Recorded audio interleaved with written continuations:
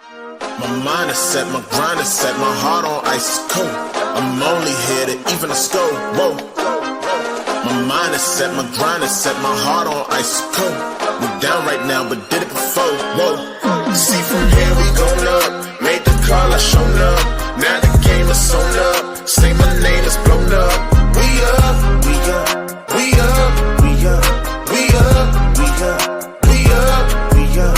See from here we going up. Made the call, I shown up. Now the game is on up. Say my name is blown up. We up, we up, we up, we up, we up, we up, we up, we up. What up, Night Nation? It's your boy Roger, and it's another episode of The Knighted Ones. In fact, it's number 108. Super exciting stuff for this week. We're back to football again, so we'll be talking a little bit of Baylor football. As a reminder, we are the only podcast that features a former UCF national champion, a former UCF radio host, an ESPN analyst and hoops player, an infamous rapper, our resident influencer, and IG star shooting the breeze talking UCF sports. Remember to like and follow us on YouTube, IG, and check out the 70-plus teams and conferences on the College Huddle, Big 12 Huddle, 4th and Florida, and their new stream, which none of those are happening, so it's fine, but I'm going to keep saying it. That being said, this week we've got Baylor to look forward to. We've got so we'll go and analyze some of that Baylor stuff. There's some other UCF news that's come out this week that we'll talk about. Some things like stadium upgrades that we have to talk about. The coaching carousel is going crazy. We'll do some score predictions. We've got hoops to talk about, not one, but two hoops games, and see how we're doing. Ben Stout will be joining us later to talk about that. We've got lots of listener love to talk about. And then other UCF sports that a bunch of people don't watch, but we do. So without further ado, let's go ahead and bring the one, the only, last but not least, but since he's the only one here with me right now, Josh Lazar, back to the stage. Welcome back, Josh. I'm first. I'm not last. Well, technically, I was first. But... Well, you know what? Pause. Hey, I will say this. Hello, world. It is great to be back, and it's there's something that's going on that's so amazing in Night Nation, and it has to do with the other football, but I'm going to talk about that later in the podcast, as you know, because we talk about the sports that basically me and Roger watch every so often beyond the rest of the podcast later in the day. But we have a lot of hoops and a lot of basketball. You are not wrong. A lot of things to talk about that are outside of that, including hopefully getting on the positive side of this Baylor game and not being tied 1-1. Yeah. And as far as that is concerned, big week for UCF women's soccer. So we'll talk about that a little bit too. But let's go ahead and get dig into Baylor. We don't have a game 2 review, but from last week, but we do have a game 2 preview. We're going to Baylor to chat with and hang out with the Bears. Dave Aranda had his coaching show this week. Man, am I glad he's not our coach. I mean, seriously, 100%. Listen to him; he can put you to sleep. He is very intelligent. One of the things that was a takeaway for me, though, from his review was the very fact we've been talking about the offense and what Scott Frost has been doing as far as the offense is concerned, and being a scheme team versus a system team. And we're definitely a scheme team. So it was interesting to hear him talk about that and how, we were talking about receivers not knowing where there should be, etc. Part of what we asked of them, of the team, of the bye week was also talking about making sure that they're dialing the fundamentals in, making sure that they're getting more installs in. So what I'm expecting is more wrinkles this game than what we had seen in previous games. I'm also expecting us to be a little bit more creative because we're scheming a lot of one-on-one matchups. And that's what David Aranda saw on his side of the world. So that being said, let's talk a little bit about, Baylor. So Baylor's got 4 wins and 4 losses. So they're 4-4. Their defense has been lackluster all season long. Offensively, they can score points. So the thing that also seems to happen with them this year is that they're a second half team, like third and fourth quarter. They seem to put on a lot of points. They lost against Auburn 38-24. They lost in double overtime, or won against in double overtime against number 17 SMU. Stanford, who cares? Arizona State, they lost 27-24. Arizona State is a good team this year as well. Won against Oklahoma State. That's a throwaway, quite frankly, because Oklahoma State is just terrible this year. They did beat K-State, though, 3 weeks ago, 35-34. Lost against TCU in a tight one where they came back 42-36, and then lost to Cincinnati last week, 41-20. We're coming off a bye this week. We had a lot of momentum going into the bye this week. We did learn, unfortunately, that Scott Frost did tell us that Stacey Gage is out. And the reason he's out is he's had to have surgery. So we were talking about him last week. He will not be available for this game. Baylor is one of those teams that's kind of like middle of the pack right now. They've got terrible defense, but they can score some points. As far as statistically is concerned, they're led by their quarterback, Robertson, who's Sawyer Robertson, who's actually a pretty good quarterback for the season. He's got over 2,500 yards. His completion percentage is 61%. He's averaging about 7.7 per pass attempt, 23 TDs, and 7 interceptions. So the TD to interception ratio, is pretty solid. So the team may be, as Lily T says, mid, but even though they are technically mid, the quarterback is actually really, really good. And he does it, and he has even better numbers when you're talking about in conference. So in conference, his quarterback rating is 141.9. He's completing 61% of his passes. So he's a fairly good quarterback, and someone, if you've got a good quarterback, you're going to win some games. Lily T says, I'm so sick of losing. I hate losing as a former UCF athlete. I agree. But here's the thing, right? We're already 4 wins in so far this season. The ceiling that we had talked about was 4, and Baylor, I think, is a more winnable game than what we expected at the beginning of the season. Most people were talking about Baylor as a team that could contend for a conference championship this year, but they're not. They're pretty terrible. So for me, I think this is kind of a litmus test. Test. This is a litmus test game for our team because they came out of this bye week off of a win. They've got some excitement and some buzz. Really the ceiling has raised, I think, for all of us. We expect this to be hopefully a bowl season, and we put a lot of points on the board, right? So that's I feel like last game we saw the offense come together and show us what they could be, and not just, throw the ball around the yard and put a lot of yards out there, but also score the points. And against Baylor's defense is pretty terrible. So I think the problem Baylor's going to have is our defense is the number 2 in the conference right now. And it's a top defense in all of college football. So if you look at the matchup, statistically, their defense is terrible. Our offense is finding its way. Their offense is pretty good, but our defense is even better than what their offense is. To me, this lines up really, really well for another UCF win. And if we do win this week, that means all we need is OSU, really, and we're pretty much guaranteed to go bowling this year. Although something came out about that this week. Guess where the bowl predictions are and who we would be playing in the bowl this year. Let me guess. It's some cows in Gaines and Tampa or something. Yes. Well, the Cure Bowl is what they're predicting. The Cure Bowl is what they're predicting. But yeah, I do not want to play them in the Cure Bowl. So, when we're talking about, but let's go back to Baylor as stats as a whole, right? So, quarterback is pretty solid. This season's passing, he's actually gotten a little bit better on his completion percentage, but he's regressed in some of the areas as far as your yards per attempt, et cetera. For the team as a whole, last year was all about defense. This year has been about offense for them. They had a solid defense. David Aranda is a defensive coordinator. last year. They had a terrible offense.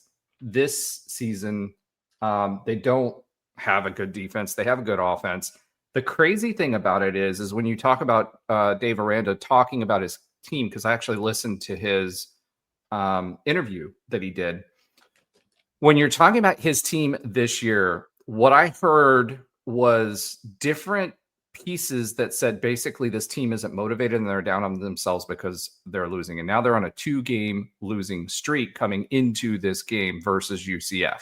So that's going to go one of two ways. They could completely collapse. If we get ahead a little bit early, I could see this going into a complete collapse for this team because they don't seem to have that mental strength. Now, what they do have, and the other thing that they don't have that David Aranda talked about was consistency in execution. So he said that they were quote unquote motivated this week in practice, but the consistency and execution was lacking. So, if your own head coach is saying that, that's pretty familiar, right, for us, because what did we hear from Scott Frost, right, is that execution and consistency and execution. But, when it comes to hearing an opposing head coach say that, I think that bodes well for UCF. What do you think, Josh? Yeah, I would say this. I wouldn't say must win is the term I want to use, but this is a game that is very, very useful for UCF to win. Look, we are staring down some minus OSU really tough teams. Houston, going to be a tough team. Going out to Utah, BYU, tough team, right? Almost every other team I didn't check right now. Like every other team other than OSU and Baylor, I think are ranked right now. Or either are ranked or close. Yeah, they are. So we're at the point where we got to knock someone off, or we got to take care of business on one hard game.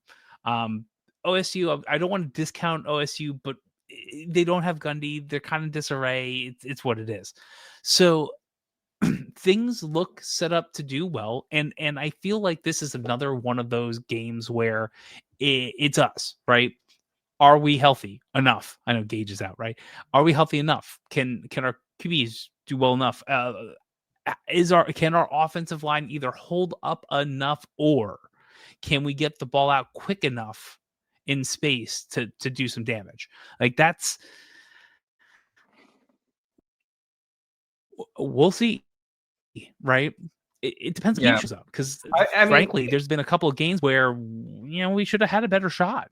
And we didn't. So. Well, when we talk about the team, they're averaging 34.3 points per game this year. So, they can score some points, but our defense, I think, is good enough that will hold them back. So, I think we're going to be good there. They're about a 38% team as far as third down efficiency is concerned. Anything over 30 or anything close to 40% means that you're going to do pretty well. And they do like to go forward on fourth down like we do. I don't know. I don't think I've ever seen a football season like this one where people like to go for it on fourth as much as I have this season. They're 54%. So realistically speaking, that 38% is a much higher percentage if you consider fourth downs as well, right? So ultimately, we're going to have to get them. We're going to have to make sure that early on first down or second down, we're not making it third and manageable, right? We're going to have to get them back behind the chains. Their rushing attack isn't great. They've got they're averaging about 4.2 yards per carry. But their defense is giving up in between 6 and 7 yards per carry. So from a rushing perspective, they're not a great running team. They're a decent running team, but what our front line, our defensive line, and especially the interior linemen are going to be able, I feel like, to be able to close down the run game for them. And they're terrible. So if we're going to have Miles Montgomery have any kind of showing, right?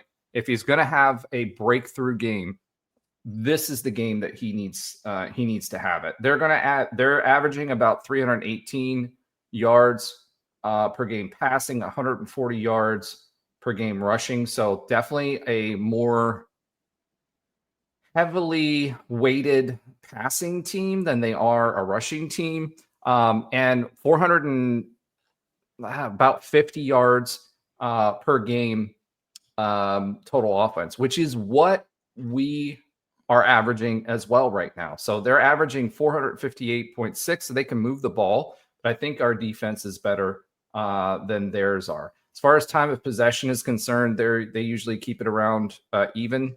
So the time of possession is going to be the same. Penalties, they're pretty heavily penalized team as well. As far as the players are concerned and individuals, their leading rusher is Washington. He's got 603 yards on the season. They do have Turner as well, who he actually averages 5.4, whereas Washington averages 5. But again, overall, the team is averaging less than 4 yards per game. They do give up a lot of sacks, and that affects that as well, and a lot of TFLs. So, being able, having our guys get downhill and being able to contain these guys should be a positive. Cameron is their leading receiver at 576 yards. Their leading tackler is their linebacker, Thomas, with 71 tackles. And they do have a safety, Jay Redding, who has 2 interceptions. So one of the things we're going to have to do is, again, taking care of the ball and making sure from from the quarterback's perspective that we should be able to handle that. Dave Aranda is a good defensive coordinator. He's going to try to get in our quarterbacks' heads. They're going to be clogging up passing lanes. They're going to be watching the tape. But again, we're not a system team, right? We're a scheme team, which means that we're going to be switching things up week to week, and we've got an extra week for us to be able to do that. Although Scott Frost said last week they were working on fundamentals. They had 3 practices last week in the bye week.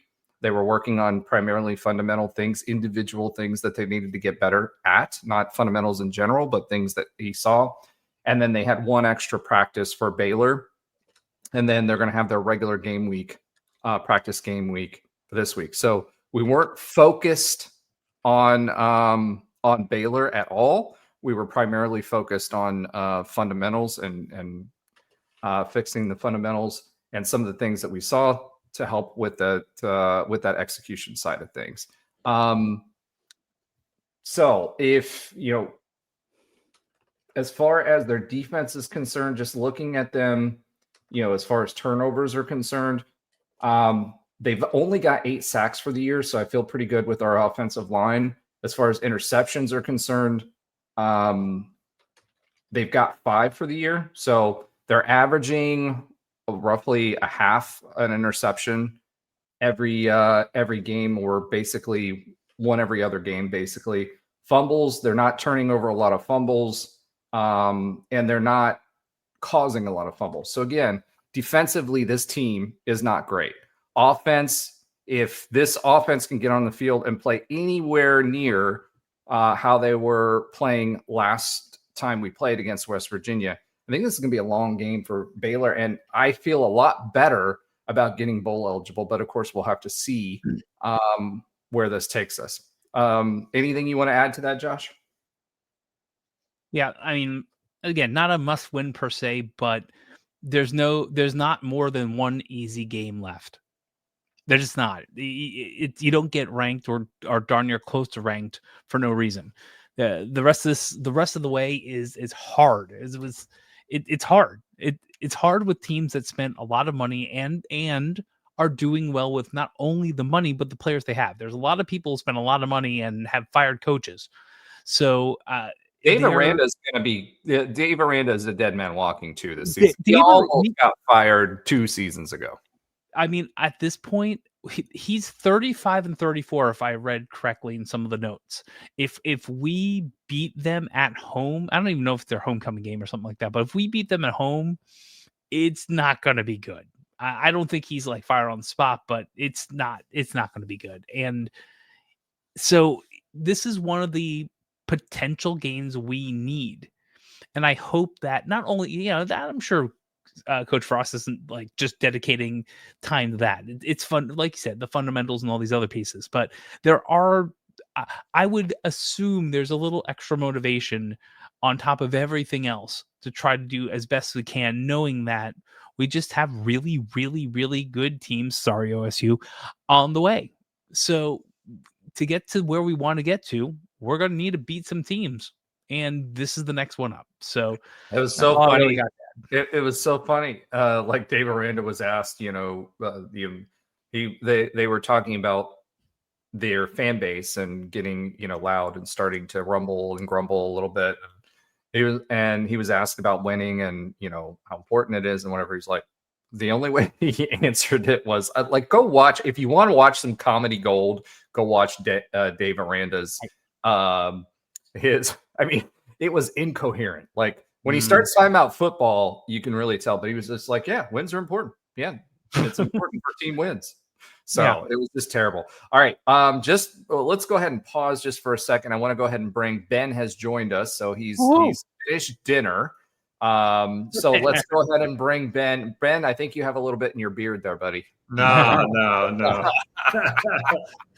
mean, don't give me a hard time for coaching a 12-year-old basketball team late into the night to coming home. Oh, I'm not giving you a hard time for that at all. I mean, honestly, I just that's one of the great things about you is how involved of a father you are with your kids and all the sports that they've got. That means we miss out on you sometimes, but honestly, being a father, that's most important. Roger was talking about Baylor running 4 yards a game instead of 4 yards a carry. So it's okay.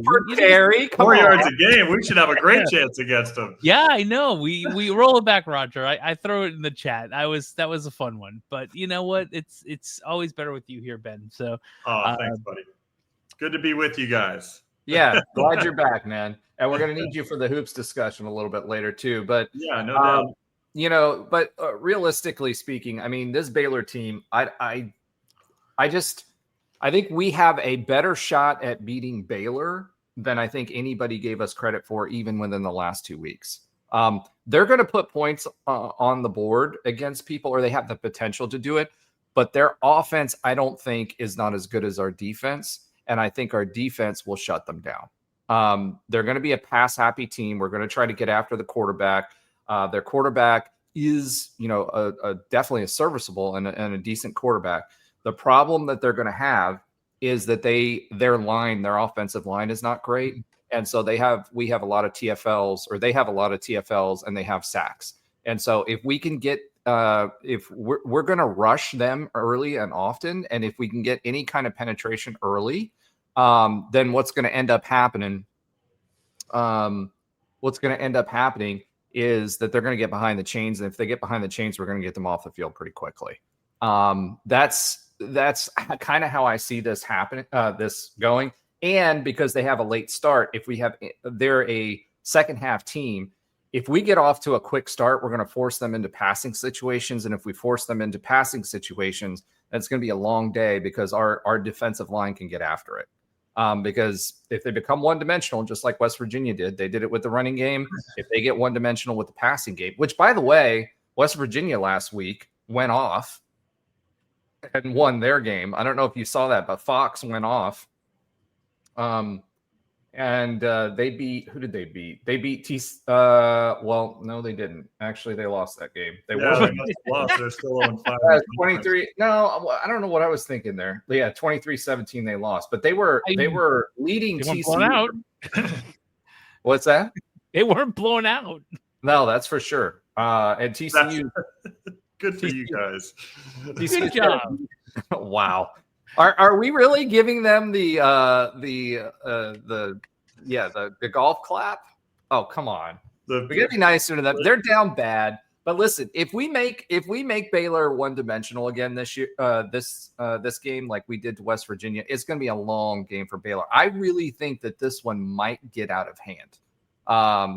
We have the propensity, because we have a good defense. If our offense clicks at even half of what we were doing last game, I think this Baylor game may get out of hand, and I think we win the game. Obviously, we'll talk about that in the score predictions. But if they get behind and they get a slow start, our defense is going to make them pay for it. And if our offense can score, I'd say if we can put up 21 points, or even, I wouldn't even say 21 points. I'd say 17 points going into the half, especially after what happened against West Virginia, where we came out firing in the third quarter. I think it's going to be a really, really long game for Baylor because their offensive line isn't great. Their defense is not great. And they're kind of demoralized on a 2-game losing streak. And when your own head coach is coming out and saying, hey, these guys like get down on themselves and then they don't get motivated, it sounds an awful lot like the Gush years when we lost a lot of football games that way, right? So if they come out from behind early, it's going to be a long game for Baylor football and Baylor fans because we are playing in Waco. Now, again, we don't play as well on the road, right? And it is a Big 12 environment, but, and you know how I hate to use that word, but I think our team is finding confidence. I think Baylor's team is losing confidence in their losing streak and don't have the ability to overcome that. So, Ben, was there anything you wanted to add on this Baylor game? I know you missed most of it, and that's kind of where we started. Yeah, no worries. Not too much to add there, but I haven't watched too much of Baylor football. I've been keeping up with their scores as I try to keep up with the most of the Big 12 scores every weekend. But as you said there, I mean, we're coming off a win that we expected to get, but certainly did some positive things in that game that hopefully we can carry over to this one going into Waco. And if we can jump out on them early, as you said, Roger, I think that's going to be so key because, once you start to believe that, maybe we're not as good as we think we are, and a team comes into your own house and kind of jumps on you early like that, if we have the ability to do that and kind of get rolling, I think that is going to be a big key to the game. And hopefully we can do that. Hopefully we can execute some of those, staged plays early on and, come out firing. And I'd like to see a lot of, shorter intermediate passes to get Taven going and hopefully, break it open eventually in the late first quarter, early second quarter and see what happens against them. But I'm with you. I mean, we said a few weeks ago that we definitely had to win 2 out of the next 3 in order to make the bowl game. And so, which would really be great if we can go ahead and do that. And so obviously this is the next one up. We were able to win one of those 3 and I think we have a great opportunity to get one on the road, which has been rare since we've been in the Big 12 in general. So being able to get a Big 12 road win against a traditional Big 12 opponent, one that we do have a little bit of history with, even before we were in the Big 12, would be fun, and one that it looks like it's a coin flip game from an ESPN prediction standpoint. So the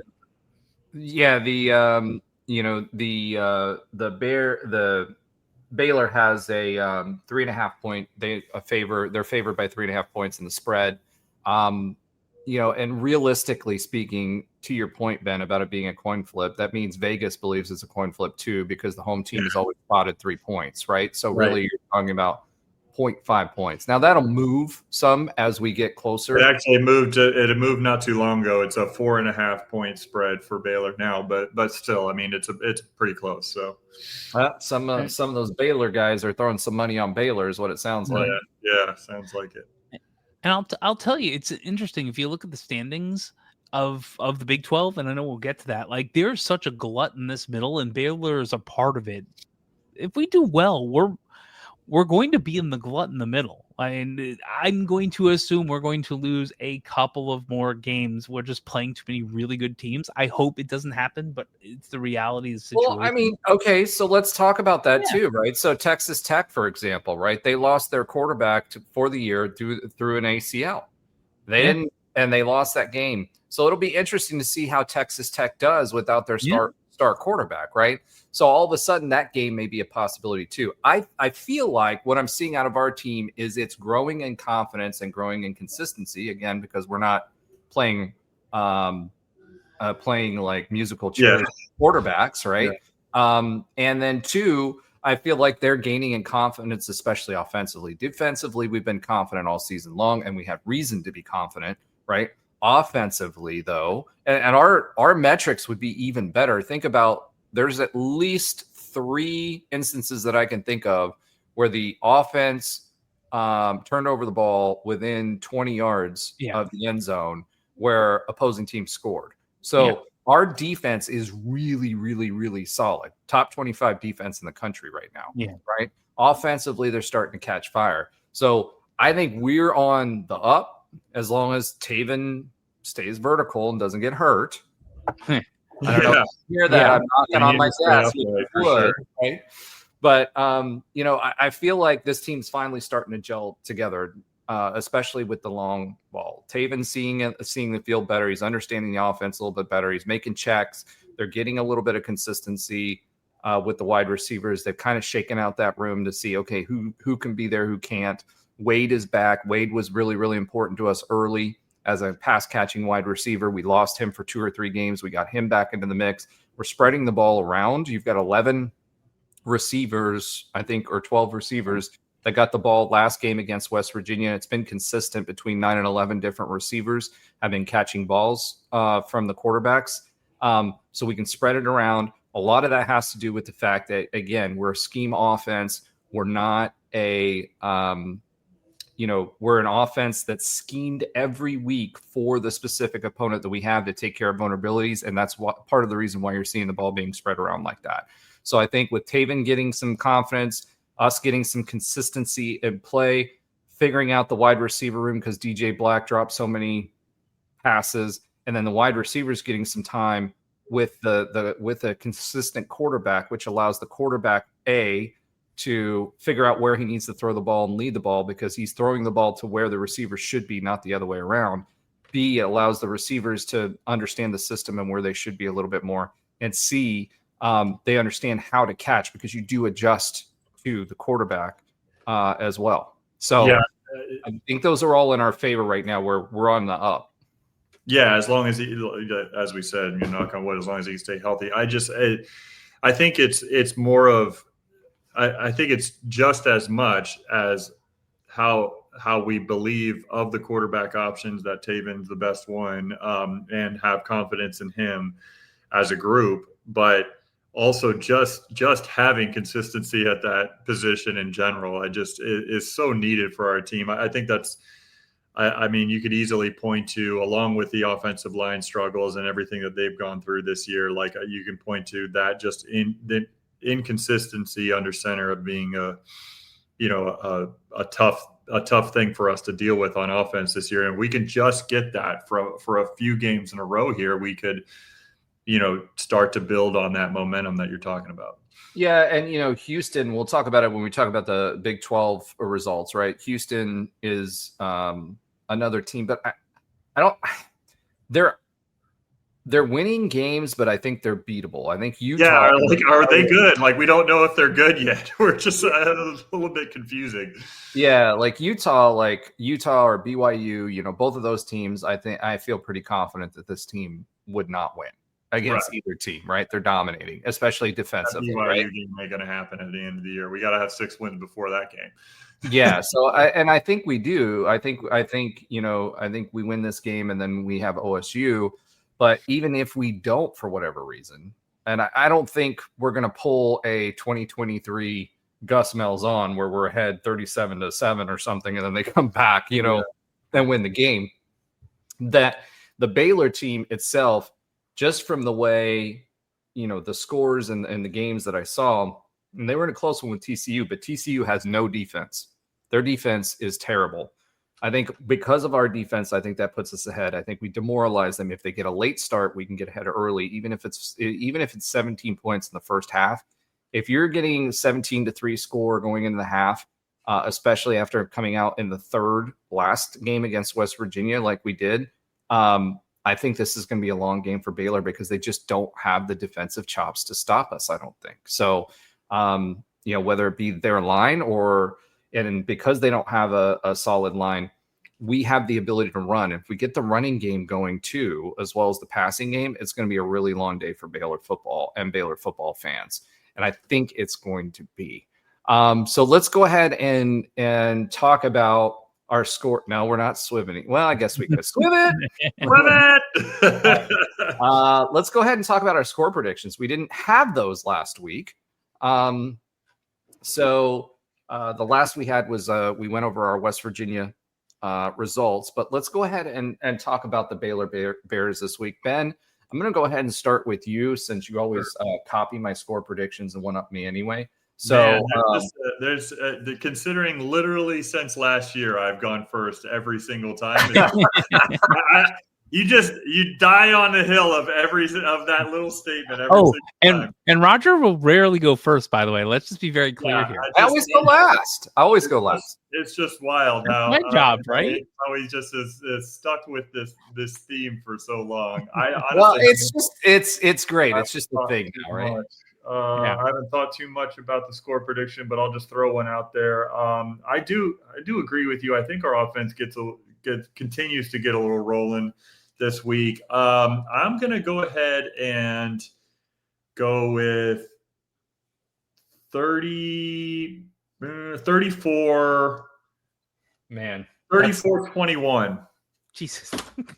34-21. I swear. I was thinking. I was thinking 34, and I was going to go 21. Whatever, Roger. You just always copy. I really was. And I'll go right copy me, man. No. I will say this. I wasn't thinking 34-21. I was thinking 34-24. So I'll Price is right on that because I think it'll be a little bit a tighter game. But yeah, as soon as you go 24, look at because you're not paying attention to the screen. I'm not looking at the notes. I was looking at the ESPN page and I saw the over under at 60. So I was just trying to do some math. See. Here's the thing.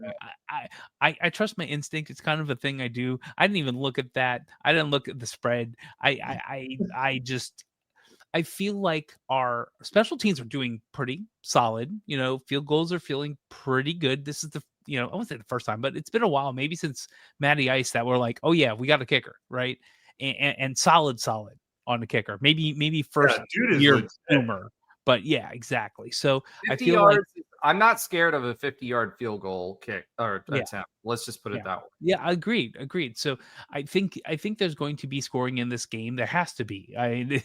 Our defense is good, and their defense is not, which is weird talking about a Aranda team, but the numbers don't lie. So I feel like it's going to be a pretty, I would say, high scoring game. I don't think it's going to be like the 50s.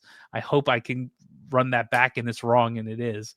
But I feel like a good 10-point win would be phenomenal and feels right. Okay. I'm going to go 38-17. I'm going to go all in a little bit on our defense here. I think that Did you say 38-17 or I did. 38. Wow. Awesome. Yeah. Here's why I think that. Okay. So one, I do think our defense is going to get them off the field.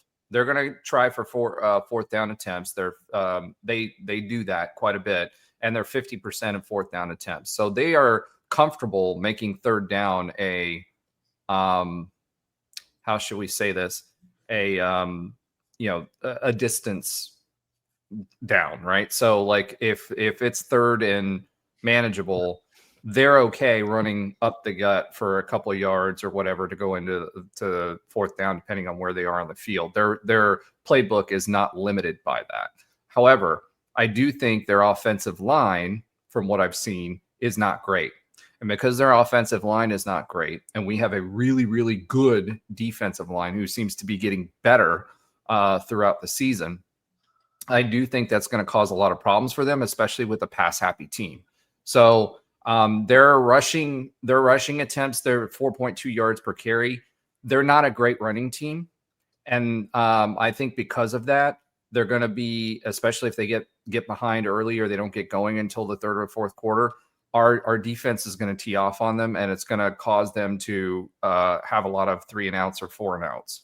I don't think they're going to get very deep into series, and I think they're going to get them off of the field quickly, which is going to give us the ball. I do think our offense, their defense is also not great, especially against the run game. They're giving up 6 or 7 yards per carry in a lot of these games. And if Taven is, and I do feel he's taken a step forward now, right? if Taven's in the game and he starts popping some of these passes, if they try to cover up and go, into a zone, then what'll end up happening is I think that we can hit them with our running game. I think this is a game where Miles Montgomery could shine. And if that's the case, or we pop off Nixon for a couple of long yards, we set him up with Miles over and over and over again, and then we pop in Nixon and let him, go for a big gain or a touchdown. I think that could pile up on Baylor pretty quickly, because they have a penchant to start slow, and we have a really, really good defense, and we can get them behind the chains and get them off the field, which puts the ball in our hands a lot more often. And the teams that they've been close with have had mediocre to bad defenses. We've got a really, really good defense. Those that have good defenses, they've been scoring maybe 20 to 23 points per game. I think our defense is good enough to hold them to 17 points. And I think our offense will have enough chances and have grown enough, especially if we can run the ball, to make this a 38-17 game. Now, I know that was a super detailed answer, and I'm sorry if that sounded boring, but I wanted you to understand the mindset of where that was coming from. I was thinking 34 just to be a little more conservative, because I have been less conservative this season on my predictions. And I was legitimately thinking 34, but I'm comfortable saying 38-17 because I think our defense is better than what we're giving them credit for. I think our offense is finally figuring it out. Man, I was scrolling through these. I know we haven't added them up yet, but I'm feeling pretty good about my predictions this year. I think I might be close to the leader in point differential, so I'll take it. Yeah, I've got to add them all up. What I can say is I'm not last, so that's a good thing, and which means that I'm not buying the steak for this one. So I'm good with that. As long as I'm not last and someone else is buying steak, I'm happy. Yeah, I was like that. The West Virginia score, I was a little more bullish on that one. I was able to kind of increase the lead, maybe, if I have a lead. I didn't add them up either, but it looked pretty good. I'm definitely not last either, but I might be first. I don't know. We'll see. I mean, I started off the season strong. I led the clubhouse out of that one at 56-10 with 15-point differential, and people were off 47, 30, 40, 30. Yeah. So, but this team's been hard to figure out, right? It's been really hard to figure out because we didn't know what we were going to get on offense this year. There was no consistency there. But I think this team now is finding its stride. I think we've got a quarterback. And I think, to your point, Josh, I think that this is a mid-tier Big 12 football team. It could have very easily been a mid-tier Big 12 football team that moved up, which was not what we were expecting coming into this season. I think they're better than we thought they were. I think the offense took a while to catch up, but I think they're hitting their stride now. So, all right. Let's go ahead and swiv it yet again. Swiv it? All right. We're going to, and I just realized because I'm also doing the millions of things. Yeah, that I forgot to. We're still at welcome to the show. Hey, welcome to the show. We didn't do any of the banners, so I'm going to go real quick through the banners. All right, here's the Week 9 preview. He was just welcoming. He was just holding on to that graphic until I got on the show. Exactly. I don't know what Chikara in the chat was talking about, but maybe it was that. Maybe it was like WTF, and it's like, well, what? Where are all the banners? Maybe that's what that was for. Well, there you go. Pick your poison score prediction, and now we're on to other UCF news, and there's a lot to talk about this week. Number one, stadium upgrades. The chain link fence, maybe no more. So it'll be really, really interesting to see. People have complained about that for years. Yes. Hey, we did our stadium on a budget. We talked to actually Josh and I talked to why can't I think of his name right now? David Hansen. Yeah. We talked to David Hansen, who's been at UCF since the beginning of the stadium. And we did do it on the cheap.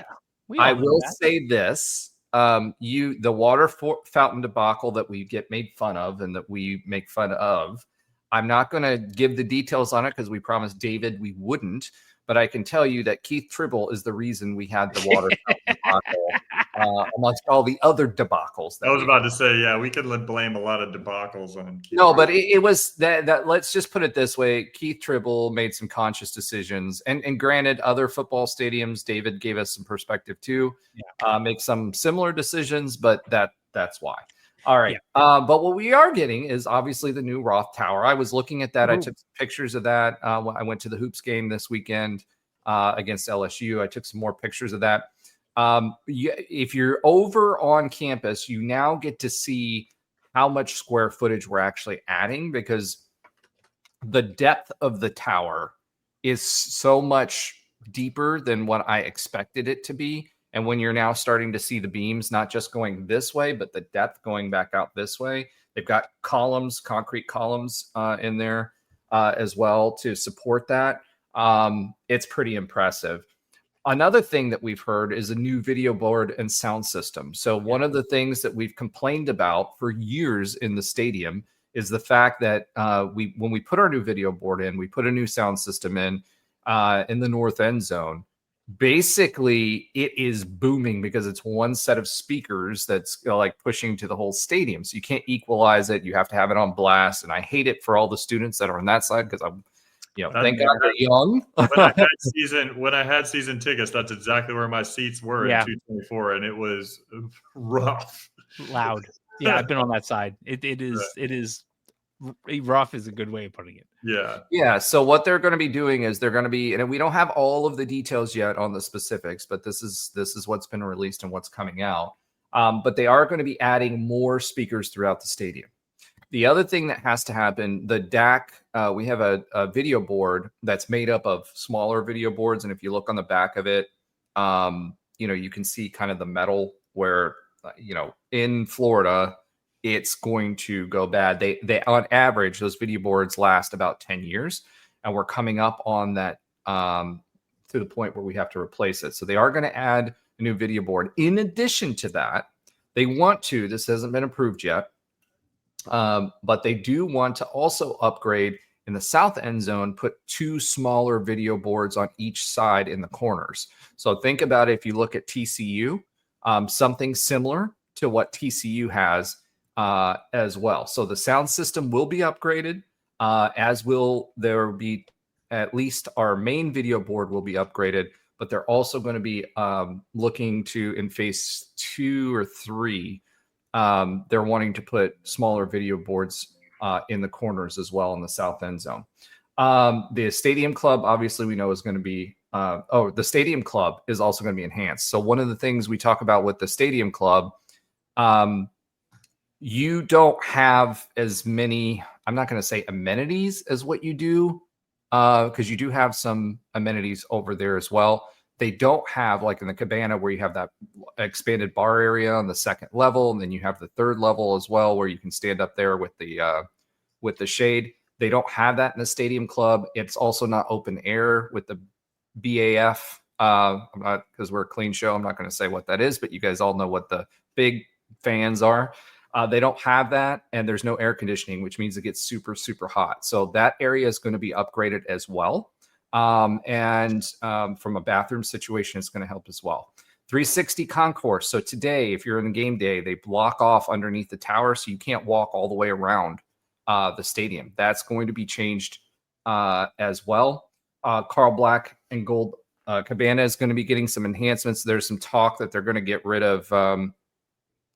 Today's stream is for vertical watchers only. What? No, it's not. I see 2. Yeah, I see both. It should be both. Yeah, it both. should be both. Yeah. If it is, this is a new. Here, I'm going to hide that, but that's not. Yeah, I don't. It should be both. MD Knight. You should be able to do both. It's a new feature in StreamYard that allows you to do both vertical and horizontal. So you should be able to see them both on your phone if you turn your phone. If that's not the case, let us know, because that's interesting, because this is a brand new feature this week. Carl Black and Gold Cabana is also going to be getting some enhancements. There's some talk that they may go with a different scheme. Thanks. He says he's on desktop. Well, I'm going to have to play with that afterwards. This was a new feature that they said it could do both. I apologize if you're seeing it vertically on that, and that's interesting because we're seeing it both ways on our side. Okay. Anyway, we'll get that corrected for next week. So there's new features going into the Carl Black and Gold Cabana. They're talking about changing some of the color schemes. So you may see some color changes there, but adding some additional features that will help with some of the flow, especially downstairs on getting into some of the club areas and getting some more areas where you can buy food, etc. So they're going to be opening up that area as well. New East Concourse food hall concept. So we don't know the specifics on that, whether it's going to be like a food truck type area or just a building where you can go over and there's just going to be a lot of different people, different food venues housed. But on the east side, they're going to build a structure that will allow you to have more food options out there as well. The lower level fence, so not the chain link way up high, not the chain link way up high around the stadium, but on the lower level, mid-tier level of the stadium, that's going to get an upgrade as well. So that is supposed to be going away. Enhanced stadium lighting. So we added some stadium lighting on those poles over the last couple of years, which we finally figured out how to use. For the first 2 seasons, it kind of was a little sus. It was a little sus, right? But they're going to be adding lighting as well on top of the tower. So think about like North Carolina, where you see those lights on top of the tower that shine out. What that's going to do is it's going to increase the amount of light that hits the field to get rid of some of those shadows that you see from the players. It's also going to be color changing as well. So that'll be changing. Nicholson Plaza. So one of the things that they've been talking about in Nicholson Plaza and IOA Plaza, I think they've finally heard, I put it in all of my survey comments, is we were better at providing entertainment pregame in years past. So they're going to be adjusting some of that. They're going to be adding some video production rooms on the south end zone as well. So one of the things that was happening, we found this out from David Hansen, on the end zone where they've created that new, where the media trucks used to park. That was where the hookup was for all of the media.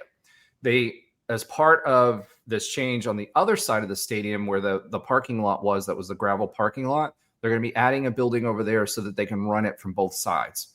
So they're not going to allow the media trucks to park, obviously, on that brand new facade that we've created. They're trying to push them to the other side, but they're going to be doing that as well, and that should help with our production quality because we can run more cameras and run the production studios from either side.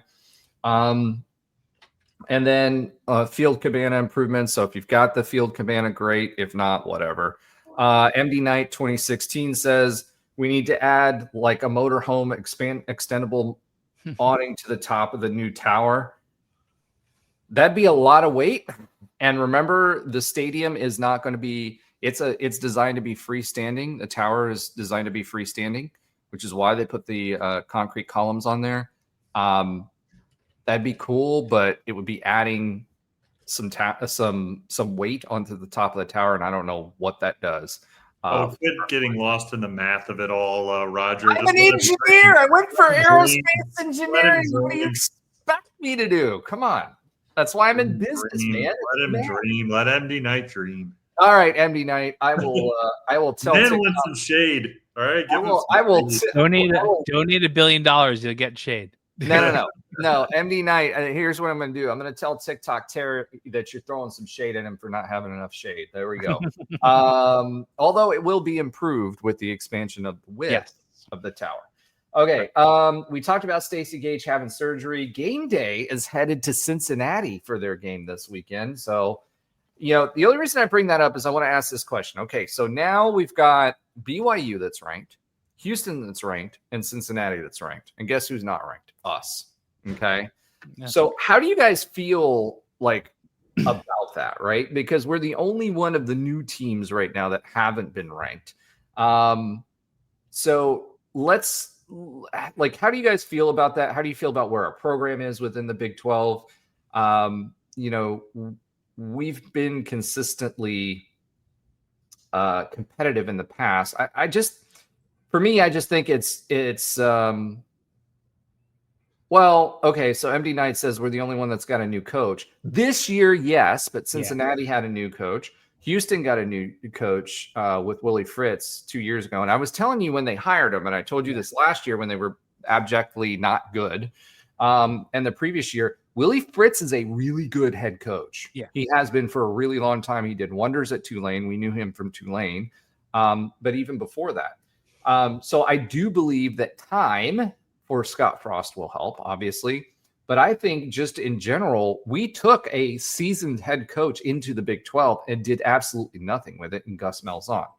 So I feel, I'm just going to say this way. I'm going to use the F word, Josh, not focus, but feel. I'm going to use the F word and say I feel that this was indicative of the coach when Gus Malzahn and his ability to build the program and lead the program at UCF, and not of the program. We've always moved up. We've always had, maybe the first year we make a splash, whether it's the Big East, when it was still the Big East when we joined, that became the ACC, whether it was everything but the MAC. The MAC is the only one that we were just abjectly terrible in. I mean, we were horrible. Sun Belt, everything else we're good, right? But I genuinely feel like, guys, it's just a timing thing because it was Gus Malzahn and he failed, right? I also think, I mean, I hate to kind of like continue to harp on this because Diet Miami, I like that. Others can perceive it as a little bit of an excuse, but I mean, of those 4 teams, we in UCF needed the full conference marketing dollars more than the other 3. There's no doubt about that. I mean, there's just the donor base, the amount of money that flows into the 4 programs that you just mentioned. You know, UCF is behind certainly BYU. I mean, we're not in the type of city that Houston is as far as large metropolitan area that big, and then obviously you know, Cincinnati's a much older school than us and a much older program, has a larger big dollar donor base than we do, and so at the end of the day, it just I think that we needed this full you know, the full transition to happen, and so it makes sense that, along with what you just said, Roger, as far as the coach, you know, maybe not being the right fit to bring us, you know, fully into the Big 12 where we were ready, where we were like the way that maybe we needed to be, I think is all a factor into, hopefully,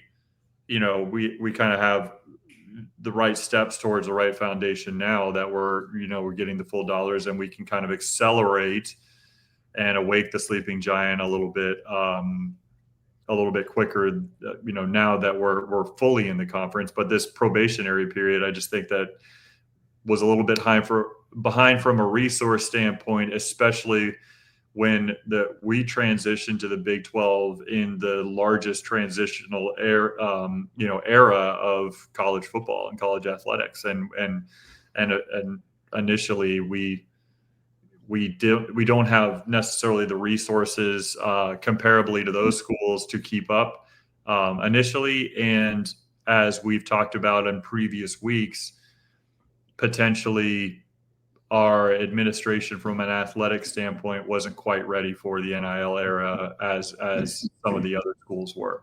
Yeah. Well, let's add one more to this. Cincinnati as a university was founded in the mid 1800s, I believe. Yeah.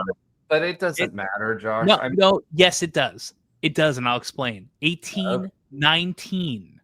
BYU was founded by Brigham Young in 1875. Houston was founded as a university in 1927. We all know when UCF was founded. I understand where I think your argument is going, but it's easier to have billionaires from your university if your university has been around over nearly 100, 200 years. The generational wealth that you can get from generational alumni that keep going and going back makes a difference.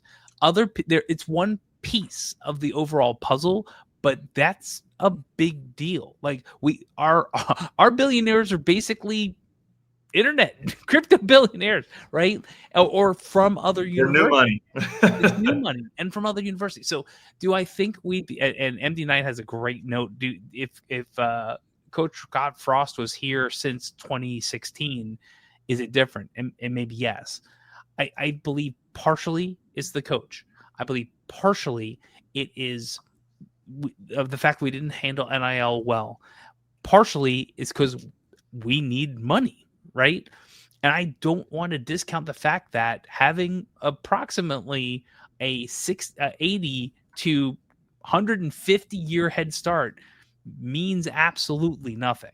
I think it's all these things in little bits and pieces intertwined that are the reason why we're not an offer in the conference, even with the new coach, but we're just not where we need to be yet. Okay, so you guys both have made your points, and I'm going to say it's all BS and hooey, and here's why. We did just build upon your points. Well, no. He liked that part though, Josh. He liked the part. He liked the part where about his points. I just want to say hooey. Actually, I didn't make any points about money, nor did I make anything about the length of the age of the university, and I'll argue it here. We were in the same conference as Houston for a very long time, and we outperformed them. We were the top budget in the AC for a really long time while we were in the same together, and Conference USA, which is part of the reason, we had success. Those billionaires, Tillman Fertitta was there during the AAC years too. He just put his money into basketball, right? Houston was part of the SWAC, right? They got left out of the Big 12 when that whole split happened. Cincinnati was in the Metro Conference. We decided and opted to join the CUSA when the Metro Conference was being put together, right? So they were not to MD Knight's point, I think. He said Cindy also used to be in an AQ conference for decades too.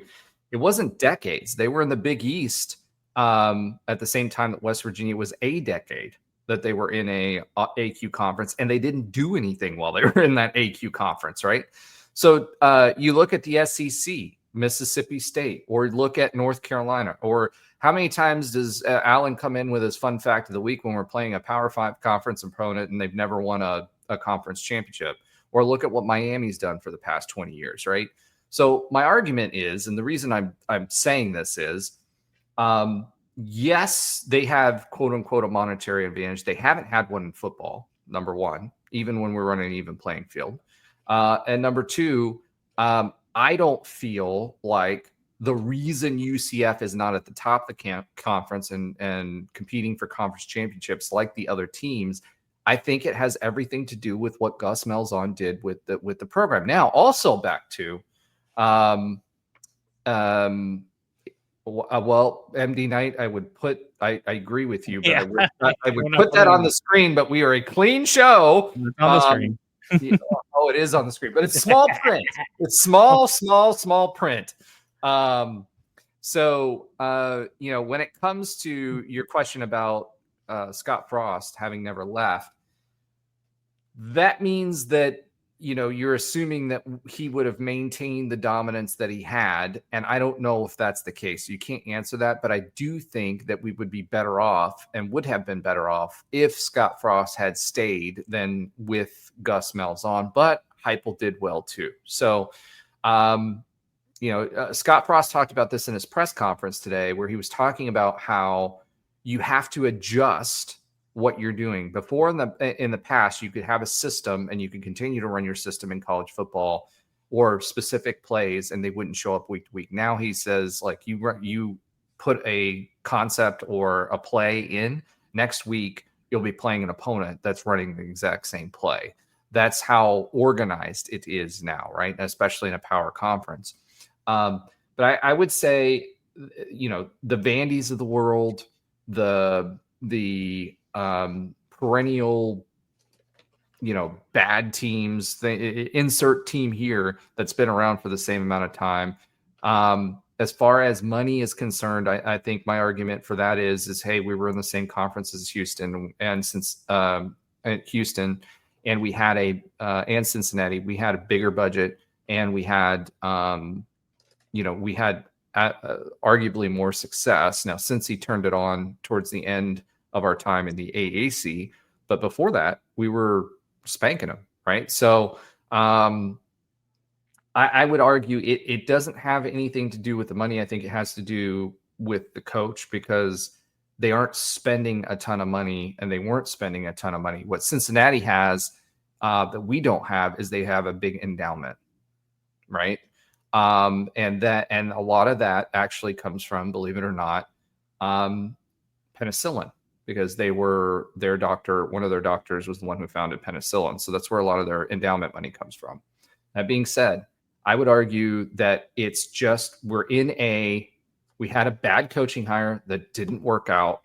And it just happened to happen when we were going into the transition to the Big 12. I think culturally, foundationally, UCF football is used to, going into new conferences. We've done it 8 times, all the way from D3, all the way up to where we are now. And I think we just caught it at a bad time. So my argument is, I wouldn't read too much into it. Has nothing to do with it. Willie Fritz was good. It took him 2 or 3 years to get there. I didn't expect Scott Satterfield, when he came over from Louisville, to do much of anything. I thought he was going to be a terrible coach. He's turned out to be a decent coach at Cincinnati, and they've got Sorsby. Had they not had Sorsby, who, by the way, played with said Taven Jackson at Indiana, they were both in Indiana at the same time. Without Sorsby, does Cincinnati do what they're doing this year? No, they aren't that great of a team. They've got a few key pieces that are making a success. What happens when Sorsby's gone? I'm not sure that Scott Satterfield is a good enough coach to maintain that. But I think Gus Malzahn was abjectly terrible for UCF, and that's the byproduct of what we're seeing right now. Yeah, I'm optimistic about the Big 12 in general. Because one of the themes that we've talked about since before the season started, and it certainly has played out throughout the season, is just the amount of parity that we have in this conference. But yet, even with that parity, we have 5 ranked teams. I mean, I think that's if you're looking at it optimistically, like we'll take 5 ranked teams in the top 25 for our conference when every single conference game, for the most part, we're just beating up on each other. Like there's just a lot of evenly matched teams. And so I think that we're starting to gain a little bit of respect. I mean, obviously I know that the Big Ten and the SEC have way more teams than that in the top 25 and especially the top 15. But that being said, I think that does show something about the respect that this conference is gaining a little nationally, despite not having a few teams that are clearly top tier.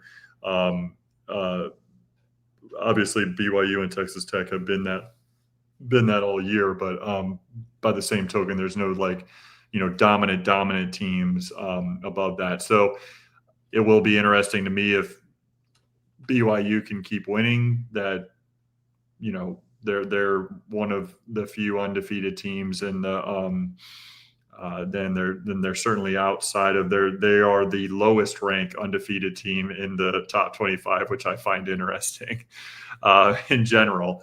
Well, I mean, there was an argument this week that the SEC teams is trying to say because of strength of schedule that 8 and 4 teams are better than 1 or 2 loss teams from other conferences. I'm like, you're high as a kite. Yeah, that's just That's insanity. I mean, that's like the losing record in conference. Even more like what was it? 6 wins that in conference in basketball in the SEC last year, and they got in teams got in the tournament. Yeah. It's just absolutely absurd. The amount of obsession and the backing that you get from the media with that kind of stuff is just wrong. But by the same token, I mean, I think it was. There's a Big 12 Facebook group that all of us are a part of. I forget the name of it, but by the same token, somebody was like complaining about the difference between Georgia Tech at number 8 and BYU at number 10. And, oh, look at our records and who we beat versus Georgia Tech. And I just had to comment on it. I was like, it's the playoff era, man. Like if you win, if you're in the Big 12 or the ACC for that matter, and you win all your games or at least only lose one, like you're going to get into the playoff. Like that's enough. Like 12 teams is enough if you only have one loss on your record or no losses on your record from a Power 4 perspective. Like you don't have to argue with it that much anymore. It's a win if you're in, scenario. It's win and you're in scenario. So, like you said, Roger, I mean, this is where we're at right now. I mean, we're rebuilding our program after some middling years with a coaching staff that just quite got it wrong the way that you can do it here. I think it's just a unique place. I mean, we all kind of know what that means if you're close to UCF athletics. Like you kind of know that we're just a little bit of a different situation. And unfortunately, while he had some, good qualities, like I think he just guessed wrong in a lot of those situations. And we took a step back because of it, but doesn't mean that we can't flip it on a dime in a short period of time, mainly because of the era that we're in. I mean, teams can be, can have a couple down years in a row and then all of a sudden be a consistent top 25 team and kind of catch lightning in the bottle a lot quicker than it's in the past. And I'm not saying that that's going to happen necessarily as early as next year. But there's no reason to think that we can't take a big step forward the rest of this season and moving into next season. And we don't even have to do it that way. We don't even have to do it the way that a Texas Tech has done it, where they're buying their whole team. I don't even think that we're in a position to do that. We're not going to spend $55 million on it. We're not in the position to do it. But I think that with having Coach Scott Frost back, it's allowed us to kind of set a foundation and a tone for the near future of this program, where he's trying to get the right people in and being smart about. It's not really Moneyball. I don't really, look at it as that, where we're on some sort of shoestring budget. But I do think that he is being smart in how he invests in the right, the right players that are going to want to develop and be, UCF Knights, and then really direct the dollars towards those same players in keeping them here to gain the true fruits of that labor and that development to see, what we have seen in the past. Well, Ben, let me kind of, because Scott actually talked about that in his presser today, right? So, you talked about the high schoolers, and even Taven Jackson talked about it, right? Is that in today's game, you get some guys in that have some decent playing time, and then they're going to look around and see what their best deal is, right? So you don't have the high schoolers long enough to be able to develop them, right? And so where you're making up for that is in the transfer portal. Now, Scott Frost, I don't think he had very much rhyme or reason going into this season as far as who he chose for transfer portals. I think he came in late in the recruiting cycle, so he had to pick up who he could, and I think he evaluated on tape pretty well on who he brought in for the transfers. But I think this team isn't that far away. I mean, you look at how close a lot of these games were. There was a couple things that happened. And largely it was because our offense wasn't clicking yet. So I think ultimately it's a byproduct of that. I wouldn't read too much into Cincinnati and BYU being ranked and us not. I think it's part of the reason is Scott Frost getting here where he did. I think what he does better than what Gus Malzahn did is creating the culture that keeps people wanting to stay. Gus said one of the things he hated about the new thing was you bring all these guys in because abjectly his recruiting classes were better, right? But you bring all these guys in and then you have to re-recruit them again. And you had to do it. You basically were doing recruiting 3 times a year under the old system. They're eliminating one of those, right? So now you're back to 2. One is the transfer portal and one is the high school recruiting classes. So, we'll see how it goes, but I don't think it has anything to do with that. I think it was just, where we fell with Gus Malzahn. And I do feel like this team has given me more confidence this year. They are better than we thought they were going to be. And I think it gives me more hope for the future than what it was before. Okay. So let's go ahead and talk about the Big 12 a little bit right now. So right now, UCF is tied for 1, 2, 3, 4, 5, 6, 7, 8, 9, 10, 11, 12, 13th place, right? With the Arizona Wildcats. Colorado got destroyed last week. Yeah. So, we're in a grouping with Arizona, Colorado, West Virginia, and Oklahoma State. We beat West Virginia. I'm confident we're going to beat Oklahoma State. Kansas lost last week against Kansas State. They had a ton of turnovers, which they didn't have against us. MD Knight says, did Colorado end up with positive yards? I don't know. For most of the game, they were at -8 yards. There's negative 18 at the half. Yeah. They were negative 18 at the half. That I know. Yeah, and they got to the fourth quarter. They were at like -8 yards for the game, right? That is crazy. And then they got a positive yards, which got them positive yardage, but then they went back and had another TFL, and it was back negative again. So I don't know where they ended up, Josh. I don't know if you can look that up real quick. But that second grouping, you got Baylor and Kansas. They're both 2 and 3. Again, Kansas was a very winnable game. I think Baylor's a very winnable game. Then you've got Iowa State, TCU, and K-State. I think K-State was a winnable game as well. Iowa State, I don't know what their situation is now with their secondary, but their secondary was hurt for quite a bit. So again, we're not that far off, even with the situation that we had with 70 new players. A lot of those players are seniors. So I know Scott Frost did a good job trying to get players that were going to be here at least 2 years, but we're not that far off. Yeah, I got that if you want it. Yeah, go for it. Weird. So they had 140 total yards by the end of the game. But you know what? What really is, there's some weird stats here. They had 12 first downs the whole game, but Utah only had 25. It's not like Utah had like 40 because they just scored quickly. Like it's rushing yards for 422 to 38. It's just nuts. Time of possession, man. Time of possession is 33-26. 33 minutes for Utah, 26 Colorado. Total plays, Colorado only had 8 fewer plays than Utah. It's the stats are, and it was still a 53-7 win. How many plays did Colorado have?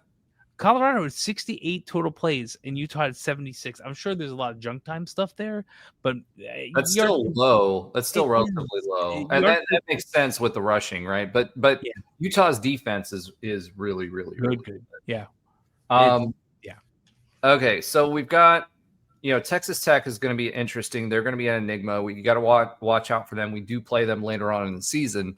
What's going to be interesting to see how they do without their quarterback, because their quarterback is now out with the ACL. UCF still has BYU, Texas Tech, Cincinnati, Houston, and Utah ranked in the top 25. And you know who's not ranked in the top 25 this week is the Cows. Thankfully, they went down in flames. One of my favorite parts of my Saturday, and I had a pretty good Saturday too. Yeah. All right, let's go ahead and talk a little hoops. Ben, I'm going to hand some of this off to you. We played Duke. That it was actually a close game. So here's MD Knight says 2026 potential returning starters, 5 offensive, 5 defensive.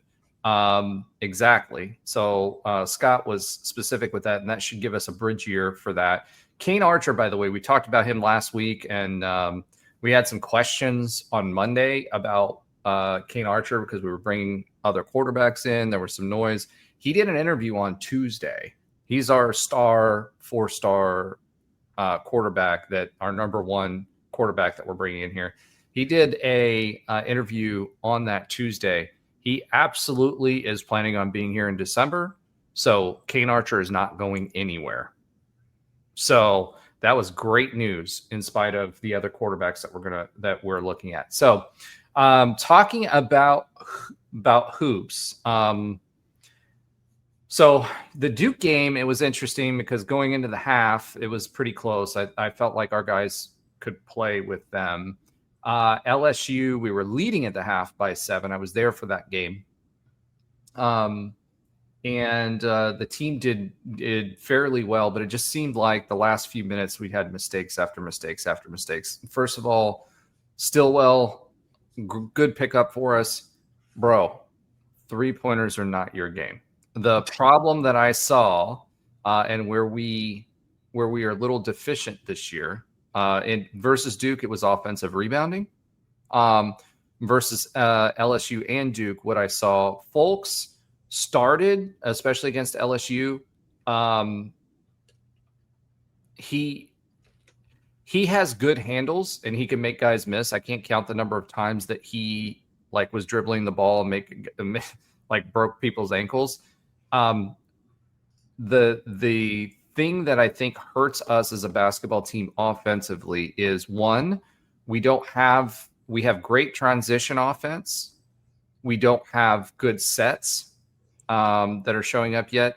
And we don't have anybody that can drive the paint consistently. We were spoiled with BJ and then DJ, and we don't have anybody at the end of games that can draw the fouls, get to the line, make the free throw shots, and drive the paint consistently. And I think that's the piece that we're missing right now. Although our 3-point shooting has been better, I've seen better passing than I've had in years. I see guys cutting backdoor passes, extra passes. When we forget about that and we get into one-on-one situations, I feel like we don't have anybody yet that's tough enough to drive the paint. So go ahead, Ben. That's what I'm going to say about that.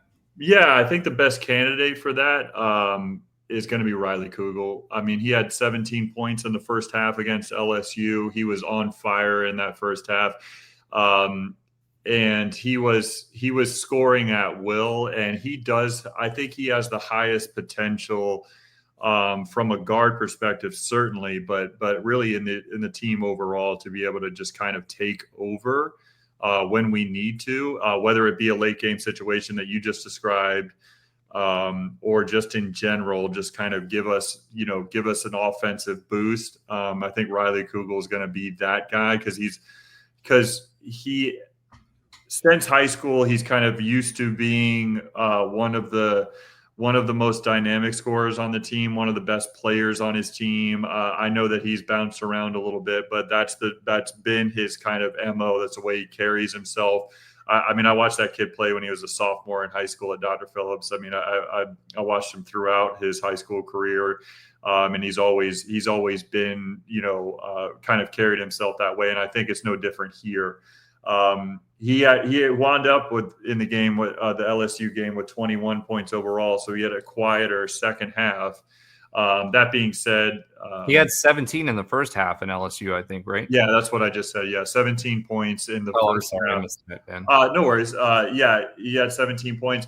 I hear you on Stillwell. I understand what you're saying. I mean, it is at the end of the day, he took 2 of them and missed them both. But I mean, it wasn't like he took 6 like Jordan Burks did and he missed all 6.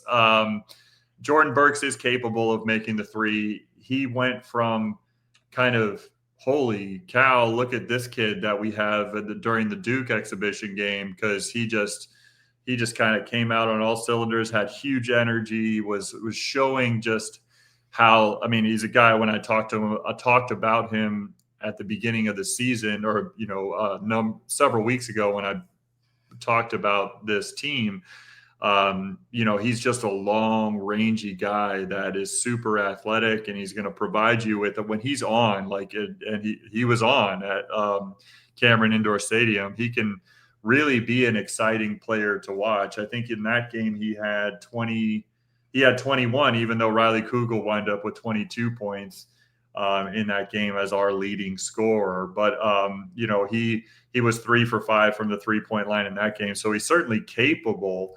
I think what's important to remind ourselves, and I know that I'm always like kind of this just let's wait and see type approach when it comes to the basketball team is, and maybe it's just me. I don't remember a whole lot of this kind of exhibition season that we've had this season, like in years prior, and I really like it. I mean, I hope that every year we get to kind of play a relatively top tier opponent, in a game that doesn't matter, but it still matters to our fans. Like the score doesn't count at the end of the day. And so like, I was really I was pretty excited by some of the things that we saw in the first half of each game.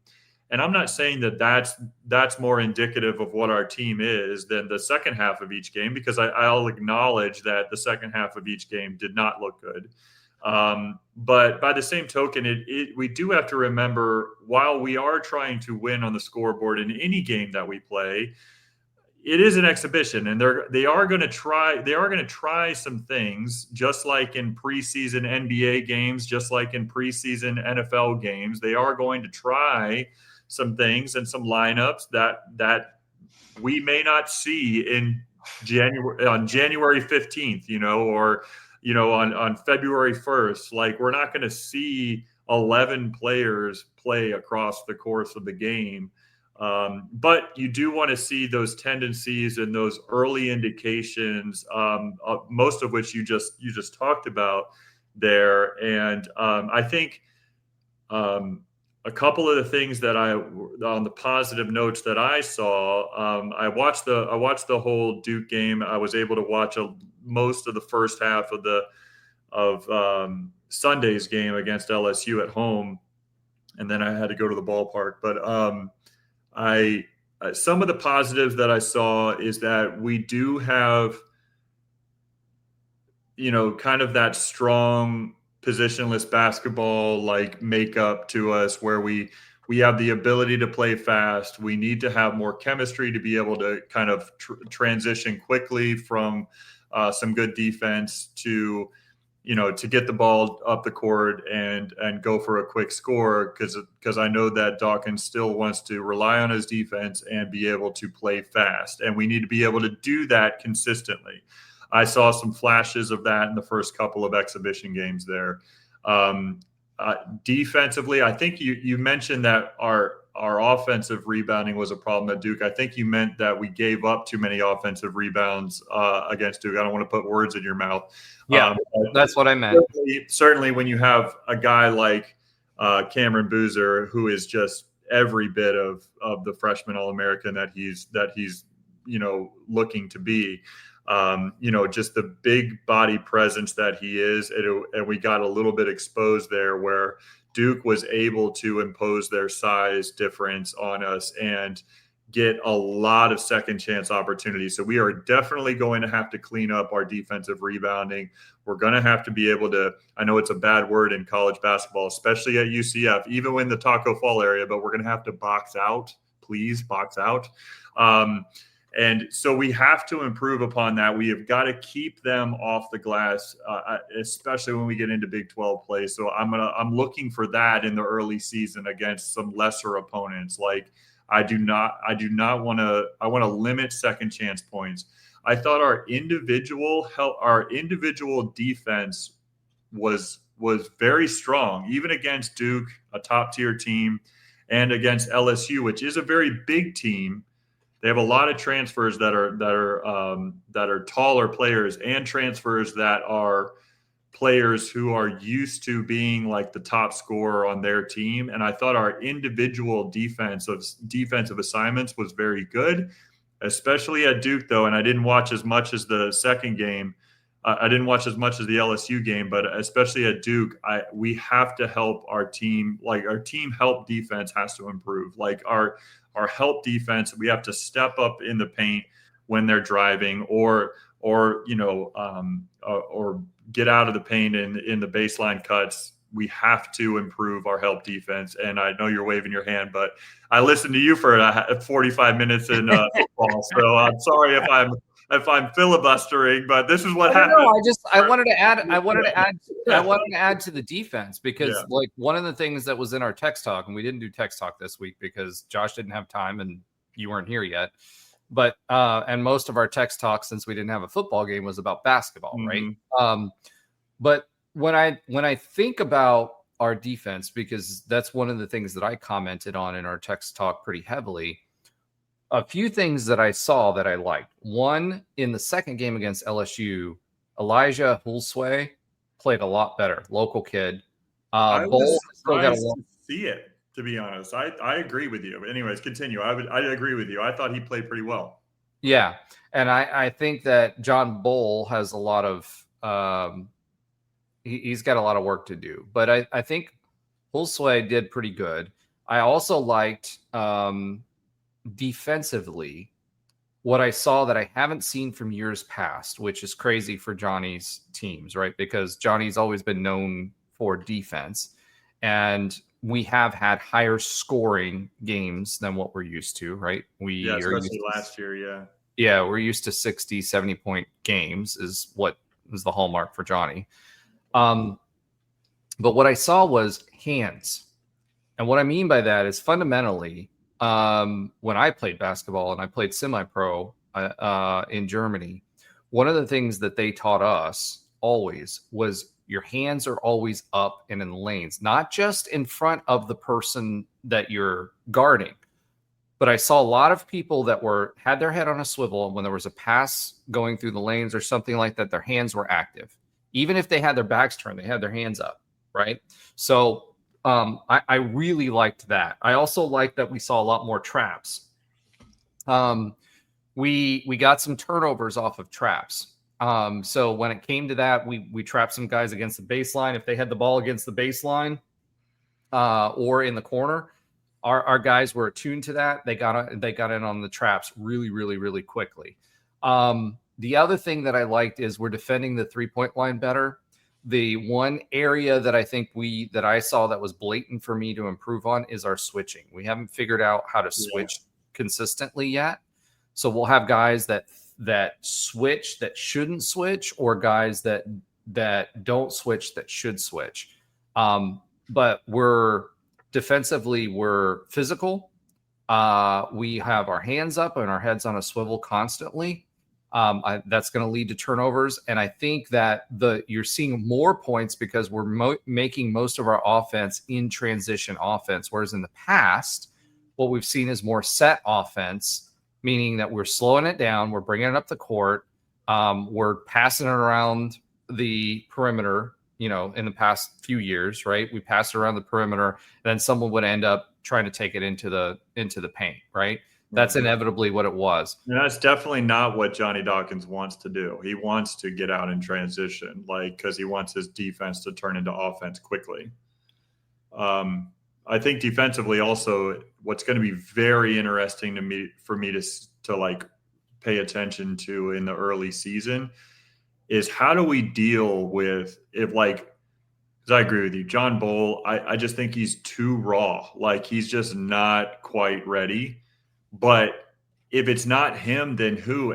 We have had the luxury of having a shot blocking big man in the middle to anchor our defense since Taco Fall. Like, it's not just like a Taco Fall and Mustafa Chiam, last year, but we have had like an anchor big man that we could funnel our defense to. We don't have that if John Bull is going to play 9 minutes a game.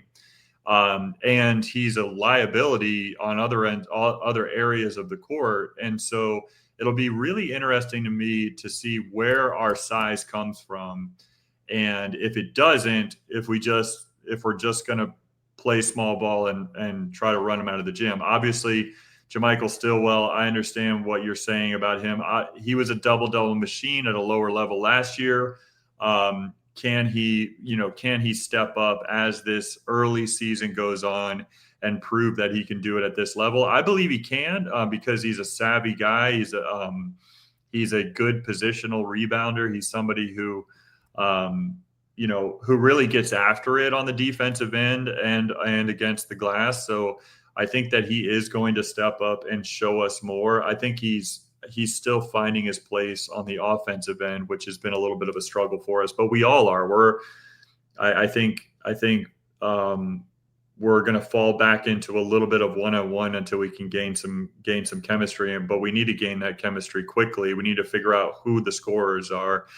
Some other surprises quickly to me has been, I didn't think Devin Cambridge would get as much playing time as he has in these first two exhibition games. I didn't think he was going to be one of the players that would be a key rotational player. I don't know if it winds up being that, because I don't know if we know exactly what this rotation is going to be when we start counting the score for real. But Devin Cambridge wasn't one that I had in my bingo card as starting the first game at Duke and playing 24, 25 minutes in the second game. He's a 6-year senior, so I'm not sure that's not Johnny giving him a little bit of maybe because of that, right? He is good defensively. He's kind of like that Debo Coleman type player. I just haven't seen anything. Even though he did make 2 threes against LSU, I think he was 0 for 2 from 3, 1 for 4 from the field at Duke. Like, his shot to me doesn't look like he should be shooting 3-pointers, but I think he did catch fire at home against LSU and knocked down both of his triple tries. I think both of them were in the first half. And I was a little surprised to see him drop. And it's because I don't want to knock on him too bad, but it's just his shot to me doesn't look like a 3-point shooter's shot. Like, it's a very awkward form. And there's been plenty of good 3-point shooters that have it, but it just doesn't look like he's comfortable shooting from out there. So I don't know how much offense we're going to get from him. One last thing I did see about George Beal Jr., I said before the season started, or I said weeks ago when I gave this team preview, that if he's going to play minutes, it's because if he's coming in the game, he's coming in the game to shoot the ball. And 100%. And he came into that LSU game when we were a little bit shaky it was probably about 4 minutes into the game, maybe 5 minutes into the game. And just right off rip from the left wing, just knocked down a 3. And then like 45 seconds later, he knocks down his second 3 in a row. And he gave us a spark. And that was when him and Riley Kugel started going off. And he wound up with 18 points in that LSU game, 4 for 8 from the 3-point line. Overall as a team, we were 10 from 29 from deep. But if you look at individually, 3 for 7 for Riley Kugel, 4 for 8 for George Beal. Devin Cambridge knocked down 2 for 2. And Chris Johnson was 1 for 3. He had a big 3 at the end of the first half. So you saw some good things from certain players, and maybe that's what's all this exhibition season is about. But man, I don't know what I think, Ben, to add to what you're saying, right? Like, we got Johnny definitely put an emphasis on shooters this go round, right? And I think where you saw that's advantageous was the extra pass against zone defenses. because we had guys that were posting up right around the free throw line, around that area, somewhere around that area, and they were shooting twos, and they were successful at shooting those twos. So I think that we're set up that way well. We've got a 3-point threat. We've got the ability at times to make extra passes. And like some of the passes that were made in this LSU game, it was like, that's nothing we've seen from Johnny Dawkins teams in years past, right? Which is great. Yeah, there was like late in the second half against Duke, and we were already down by a decent amount. I think it was 2 Jordan Burks. I forget who passed it. It might have been Stillwell, actually, like backdoor cut, and it was for a dunk. And I was like, man, I haven't seen a basketball play like that at a UCF, like a sharp cut like that in a while. So you saw some little flashes. Yeah, I saw that. What worries me though is we went too heavy on the shooters, right? So that works well if you can find a soft spot in the zone, but when you're playing man, it's tough because what I saw both Duke do in the second half and what I saw LSU do is fortify the paint, right? They had guys collapsing on the paint. That's all they did. And they pushed us out. And we were taking some bad shots, especially at the end of the LSU game. We didn't make those extra passes. Guys were getting sped up versus Duke. They were sped up for a little while at LSU, and that's in that second half, the first part of the second half. And that got us out of rhythm. But at the end of the LSU game, I mean, I was there, right? It was 4 minutes left. It was a 2-point game. Like, it felt like the whole time UCF could just take this over at any particular time, but they just made stupid mistakes, stupid turnovers, or they didn't make an extra pass. They had people like Stillwell shooting from beyond the arc when it was still close, etc. So we were missing the ability to drive the paint and to get fouls. With Duke, I'm sorry, but I mean, the refs were just taking everything away from us and Duke in the second half to make sure that wasn't a tight game, in my opinion. If you look at the differential as far as foul differential and who was at the line, but that LSU game, 100%, it was 2-point game back and forth like the whole time. I think that we just made some mistakes late in the last 4 or 5 minutes of that game where we weren't making that extra pass, which is what made us successful before. Yeah, you're not lying, man. They shot 13 free throws in the first half. Duke did, and we shot 3. Yep. They shot 23 free throws in the second half, and we shot 7. That's crazy. Yeah. I don't know. I know it's an exhibition game and it doesn't matter, but holy cow, that's crazy, and Boozer started to go off too. There was a lot of Boozer is crazy, man. That guy's a player of the year candidate for sure. He's legit.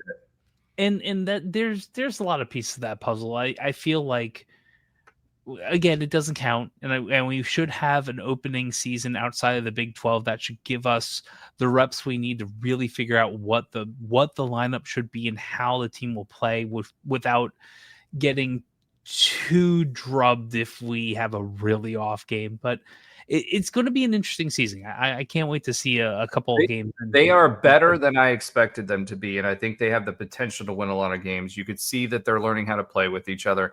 And I will say this, one of the things I put in the text talk, in the text that we didn't talk about, was the fact that there were several lineups that were there that just were not working. And I was like, switch the lineup.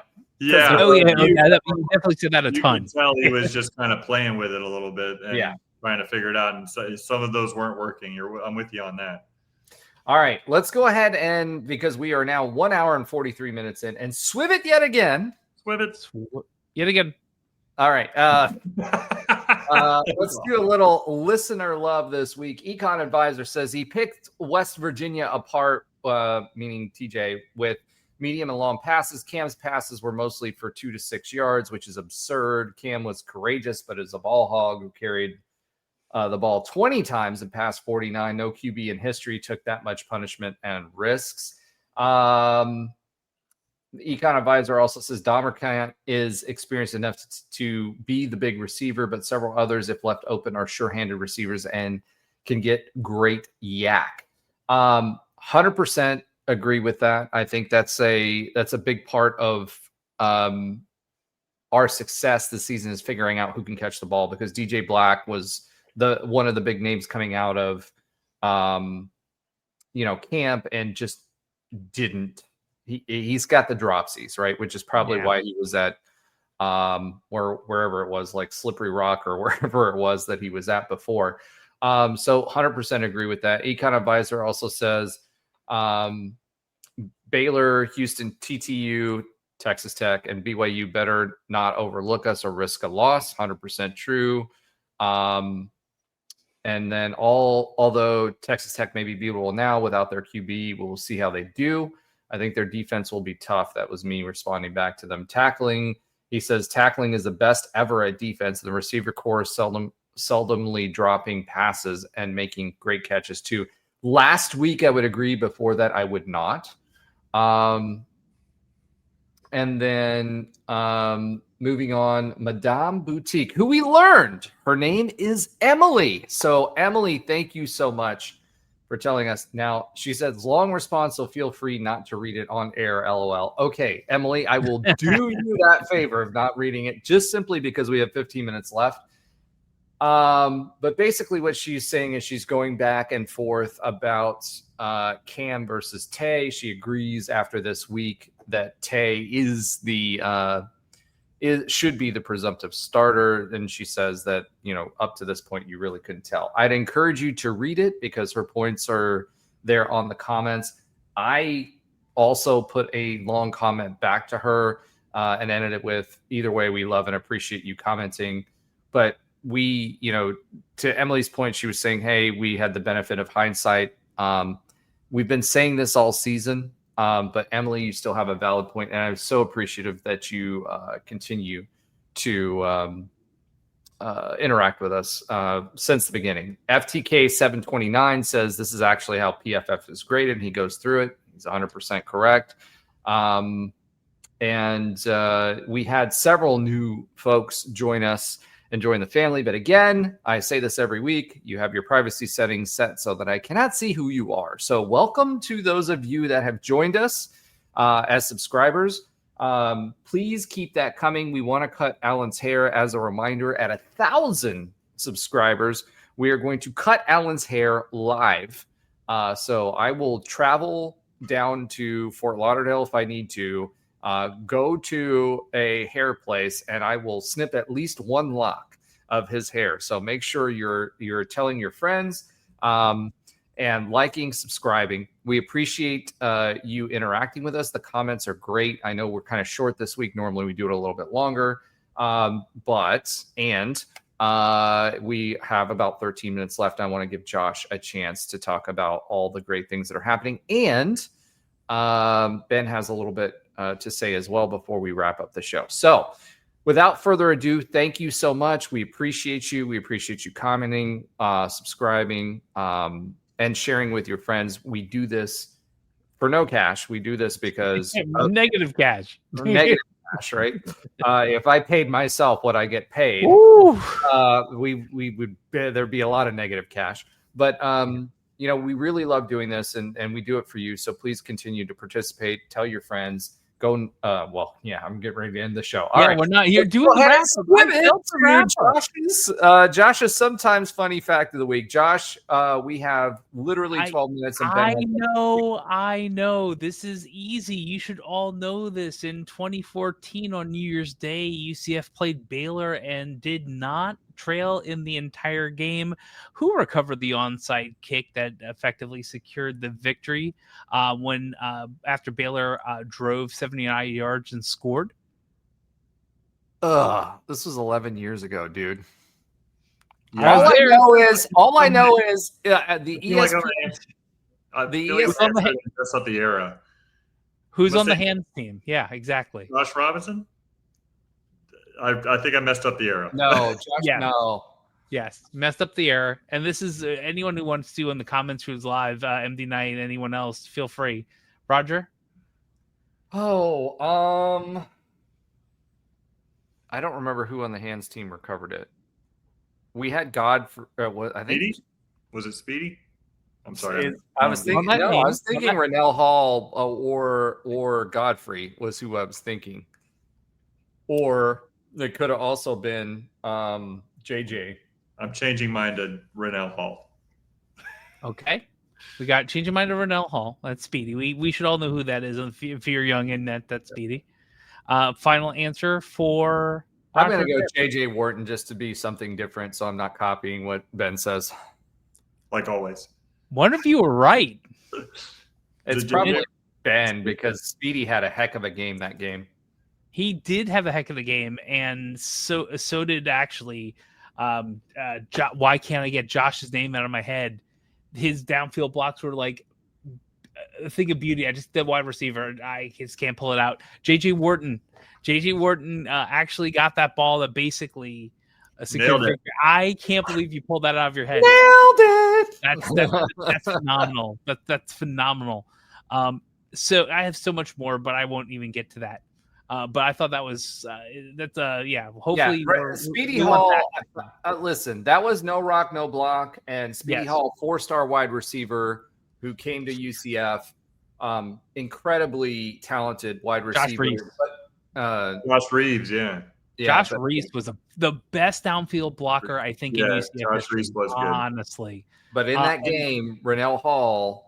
And like everybody, like George O'Leary taught that fundamentally, and that's something that we're terrible at right now. You can see that on our bubble screens. But Rennell Hall, one of the guys that could have been a prima donna and really asked for a lot of money in this era, and just was the guy who did all the dirty work and was just an extremely, extremely humble and very good receiver, whether he was catching the ball or whether he was blocking, and he got a shot at the NFL because of it. So, all right, let's go ahead and swim it yet again. There's some exciting news about UCF women's soccer. To a quick update on UCF sports that Alan and Andrew do not watch and probably trade to. We're not sure about Ben yet, so go ahead. Oh, Ben watches a lot of other sports with his kids, so we got that going. UCF women's soccer has now not lost a game in 8 games because they won 2 games this week, including one literally today. We're not at midnight yet. The Knights beat number 10 Baylor last Thursday, which is huge. Which was huge. And we also beat BYU literally today. So that happened earlier today. That was 2-1. Up next, we have one last game in Lubbock, Texas, against number 5 or 7. I swear, I wish it was number 6 or 7. Texas Tech in Lubbock before the Big 12 championship in Fort Worth, Texas, on November 3rd. I'm guessing they're sticking around because it's 3 days later. I could find that out for a fact, but I'm guessing they're going to be in Texas. I do want it before they make their Big 12 championship run. I'd like to get Tiffany back on. She offered, and we have been supporting them all season, as well as should you, because the games that they didn't lose that Josh was alluding to, they tied some, but I mean, some huge wins. She did a great job this season, and I'd love to have her back on the show to talk about it. I'm a big fan of hers. I agree too, but unfortunately, next Monday is literally the start of the quarterfinals of the Big Championships. I don't know if we can do that quick, but we'll see what we can do. I will do. Tell Coach Tiff, if she has the time, I will do an out of cycle live or to talk to her. Because number one, she's an amazing human being. She's a great supporter of UCF. She's been here a long time. She's a gold medal winner. She's a national champion, and she's just an overall good human being. And she deserves to be lauded for the great things that she's done this season with this team. Yeah, I agree, and I'll let her know after the show. Well, I'll probably send it tomorrow morning, although they're probably up. Men's soccer. Let's talk about men's soccer. Men's soccer was doing starting to turn it around. Starting turnaround being the Dukes of James Madison 3-2 as Rickle had his first career hat trick and tied Georgia State in Trey's ATL 1-1. Next up is Goin. They come to town on Friday, October 31st at 7 p.m. That is Coastal Carolina at home versus men's soccer during Halloween, which all the kids want to be at, right? UCF volleyball is up 12-8 after beating Houston in Houston 3-2, but unfortunately losing to Texas Tech at home 1-3. Up next is a Utah double tip, as we usually do, with a game in Provo on October 29th versus number 17 BYU and versus Utah in Salt Lake City on Halloween as well. Both games are at 9 p.m. Eastern. All There's right, a little bit more, but we're tight. We're tight on time. So Ben, I'm gonna hand the floor to you. I will say it would be interesting to know if you can tell us what you dressed up as on Halloween, being that you have been so tall for so long. Right. But you have exactly 3 minutes. So Yes, exactly. What So I just quickly wanted to talk about my experience at the UCF Hall of Fame dinner, which was a week ago this past Friday. I went there to support my former teammate and in Dexter Lions. It was all kind of a bit of a reunion of early 2000s basketball guys there. We had a full table in support of Dexter. And as always, it's great to kind of see the brothers that I played with. And I got the privilege of playing with Dexter both of his years here at UCF. And his speech didn't disappoint. It was awesome. And I texted you all as I was leaving the Hall of Fame dinner. And one of the things that I said is, which I felt throughout the night, is that's the type of event, especially with the inductees this season, especially. But that's the type of event that I think they should bring big time recruits to, because if you don't leave that dinner wanting to be a part of UCF and Knight Nation and like be a part of that, then you're never going to want to be a part of it. It was so inspiring. I mean, maybe it was just because of the particular class. Guys like Cornell Green and Alex Haynes, and obviously Dexter is a volleyball player as well, that from the mid-90s, who was one of the best volleyball players of ever, and her name is escaping me right now. Forgive me. I don't have it in front of me. But by the same token, to listen to their speeches, it's just full of pride for being part of like a part of the foundation of each of their programs, each of their teams, but certainly the program overall. Miriam Metzkes Ochoa, her speech was amazing. All of the speeches were so great. And I was so inspired by it. Got to meet Dante Culpepper, which was really cool for me. That's the first time I had ever met Dante. Got to see Brandon Marshall, which is a guy I haven't seen in 20 years. That was really cool to see Brandon. And, we came into UCF together, grew up together in Winter Springs. But just overall, the night was just fantastic. And the last thing I'll say about it is I was inspired by the speeches. And when you grow up being an athlete, you always dream about maybe being on a stage like that and accepting a Hall of Fame. But what surprised me about it is that I actually even more so wanted to be the type of person that got called out by those Hall of Fame inductees and asked to stand up, whether they were a teammate or whether they were a teacher or a coach or whatever it may be. And so don't ever underestimate the interactions and relationships that you have in your life and the impact that you can have on people, because you just might get a thank you like that. And that was super, super inspiring. So, wow.